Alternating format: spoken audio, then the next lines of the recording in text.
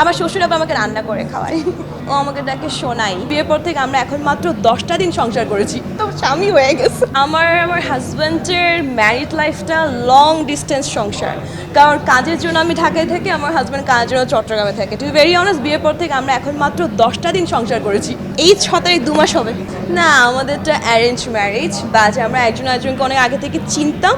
I use to address him as a দাদা, আমার বড় ভাই ছিলেন, সো এটা সম্পূর্ণ ফ্যামিলিগতভাবে অ্যারেঞ্জ। একেবারেই কিন্তু আউট অফ নোওয়্যার হয় না এই বিষয়টা। সেটা হচ্ছে উনি কিন্তু বেশ কয়েকবার আমাকে প্রপোজ করেন, but as from my past experience আমি সবসময় বলতাম যে আমি রিলেশনশিপে যাব না, রিলেশনশিপ অ্যাফেয়ার প্রেম ভালোবাসা আমার দ্বারা হবে না। বা যখন উনি কন্টিনিউসলি জিনিসটা আমার কাছে অ্যাপ্রোচ করে, তখন আমি একদিন বিরক্ত হয়ে বলছি যে লাইক আমার বাবার কাছে যান, আমার বাবা যদি আপনাকে রাজি হয় তাহলে আমি বিয়ে করবো, আদার্স বিয়ে করবো না। অ্যান্ড পরের দিনে উনি ওনার পুরো ফ্যামিলি নিয়ে নাকি আমার বাবার কাছে চলে গেছিলো, তখন আমি ঢাকায় ছিলাম। বিরক্ত করতে পারলাম না, এখন তো স্বামী হয়ে গেছে। Till we are in the process to know each other, কারণ আগে তো একটা অন্য চোখে দেখতাম, অ্যান্ড হঠাৎ করে এটা টার্ন করে হাজব্যান্ড হয়ে গেছে। আমরা এখনও একজন একজনকে চেনা জানা, পছন্দ অপছন্দ এই বিষয়গুলো মাত্র এখনও শিখছি একজন একজনের ব্যাপারে। মেবি আমি অনেক লাকি, আমার ইনলস বা আমার শাশুড়ি উনি নিজেও একজন গভর্নমেন্ট জব হোল্ডার, সো ওই দিক থেকে আমি প্রচুর সাপোর্ট পাই, প্রচুর।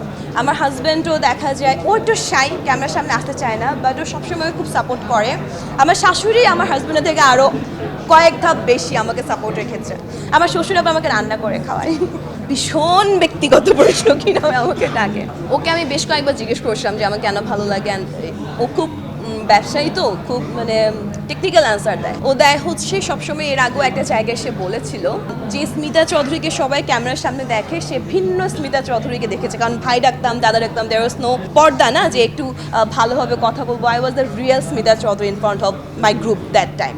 সো ও সবসময় বলে যে আমি একদম রিয়েল স্মিতা চৌধুরীকে দেখেছি, পর্দার সামনে স্মিতা চৌধুরী না। আর রিয়েল স্মিতা চৌধুরীকে আমার খুব ভালো লেগেছে, সহজ সরল মাটির মানুষ, এক্সেট্রা এক্সেট্রা এক্সেট্রা। কি নামে ডাকে না ও? আচ্ছা, এটা থাক।